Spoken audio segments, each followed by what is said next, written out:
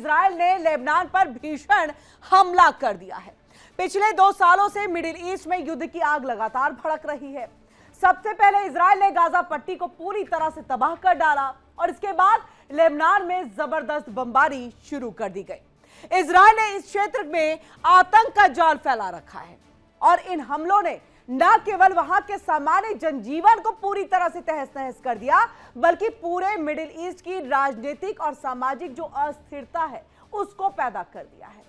फिर भी देखिए, विश्व समुदाय में कोई इतना साहस नहीं जुटा पा रहा कि इस निरंतर हो रही हिंसा को रोक सके। और यह युद्ध केवल एक क्षेत्रीय संघर्ष नहीं, बल्कि वैश्विक शांति और सुरक्षा के लिए भी खतरा बनता जा रहा है।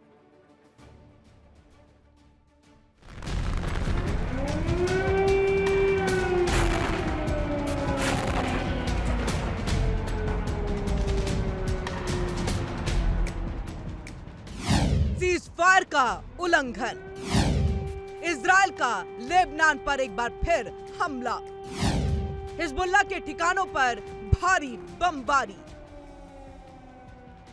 पिछले 2 सालों से मिडिल ईस्ट में युद्ध की आग भड़की हुई है।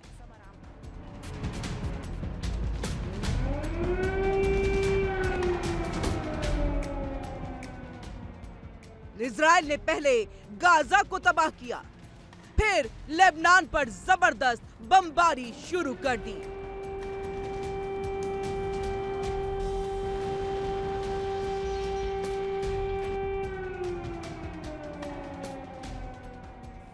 इजराइल ने पूरे मिडिल ईस्ट में आतंक फैला रखा है और अब तक 7 मुस्लिम देशों पर हमला किया है।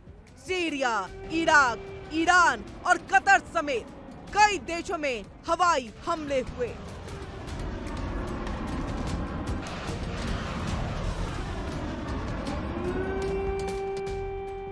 फिर भी कोई भी इजराइल को रोक नहीं पाया। इजराइल गाजा और लेबनान में बार बार सीज़फायर का उल्लंघन कर रहा है।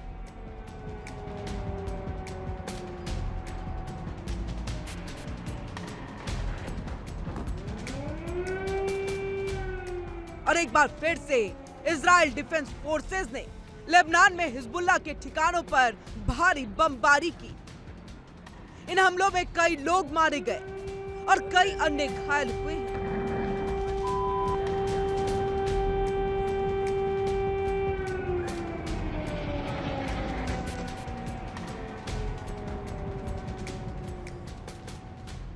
तो वहीं इजराइल ने दावा किया है कि उसने हिजबुल्लाह लड़ाके अली दाऊद अमीज पर हमला करके उसे मार गिराया।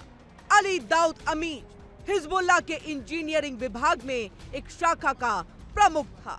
इजराइल ने आगे कहा, हिजबुल्लाह लड़ाके अली दाऊद अमीज दक्षिणी लेबनान के अल दुवेर क्षेत्र में हिजबुल्लाह के लिए सैन्य बुनियादी ढांचे को बहाल करने की कोशिश कर रहा था और इजराइल डिफेंस फोर्सेस बलों के खिलाफ आतंकवादी साजिशों को बढ़ावा दे रहा था।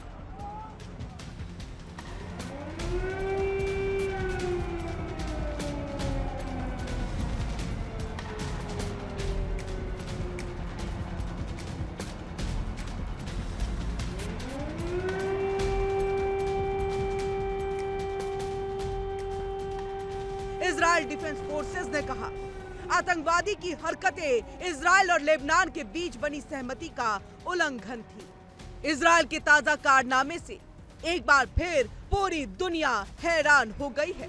इजरायली सेना ने लेबनान में घुसकर बड़े आतंकी लीडर को ढेर कर दिया।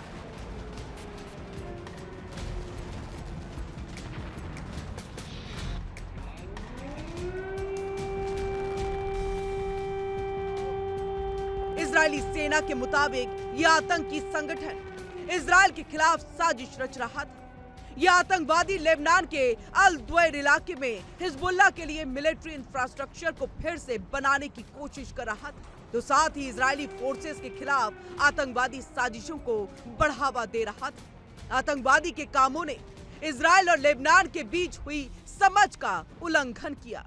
आपको बता दें कि नवंबर 2024 में हिजबुल्लाह के साथ हुए युद्ध विराम समझौते के बाद भी इजराइल डिफेंस फोर्सेस दक्षिणी लेबनान में सक्रिय है। सेना की वापसी डेडलाइन के बावजूद इजराइल ने अपने सैनिकों को इलाके में तैनात कर रखा है।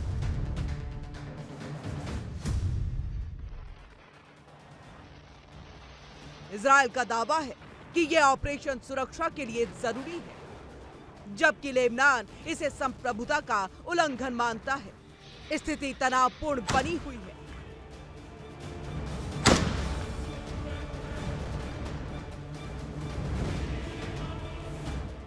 इससे पहले 21 जनवरी को इजराइल ने लेबनान पर कई हमले किए थे।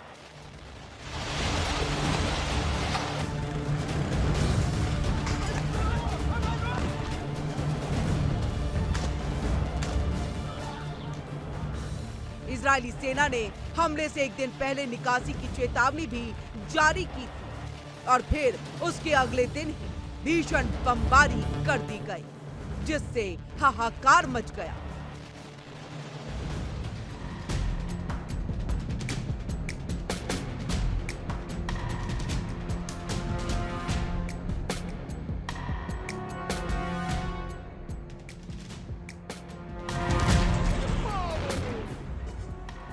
इजरायली हमले के बाद लेबनान के राष्ट्रपति जोसेफ ऑन ने इजरायल की जमकर आलोचना की। उन्होंने इजरायल पर आबादी वाले कस्बों और गांव के खिलाफ व्यवस्थित आक्रामकता की नीति अपनाने का आरोप लगाते हुए हमले की निंदा की है, तो साथ ही सीज फायर और अंतर्राष्ट्रीय कानून का उल्लंघन का आरोप लगाते हुए अन्य देशों से इस मामले में हस्तक्षेप करने और इजरायल के हमलों को रोकने की भी अपील की।